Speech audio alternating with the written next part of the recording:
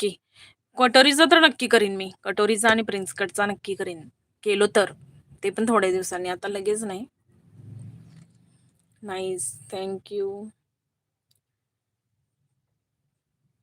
Munda stitching वेळी मागील बाजू व पुढील बाजूची शिलाई वर खाली होते ताई. होते, माझी पण होते मीनाताई. आता बघा, हा ब्लाऊज शिवलाय मी.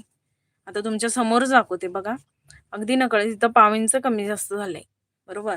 आणि माझे पण जे ब्लाऊज असतात, आता मी कधी तर दाखवीन, जेव्हा मी घालून दाखवीन ना, इथं पण थोडंसं नकळत पाव इंचापेक्षा थोडंसं एक्स्ट्रा झालंय.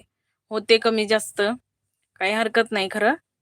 कारण आपला पुढचा मुंडा थोडासा आपण खोल काढलेला असतोय, पाठीमागचा थोडासा उभा असतोय मुंडा, जास्त खोली नसते. आणि जेव्हा आपण बाही जोडतो, तर बाहीचा पण आपण हा आकार जरा फिश कटमध्ये काढलेला असतो, पाठीमागचा काढलेला नसतो. तर त्यामुळे सुद्धा थोडंसं फरक पडतोय. काही सुद्धा हरकत नाही. ब्लाऊज परफेक्ट बसला पाहिजे. या शिलाईचा इतका काही संबंध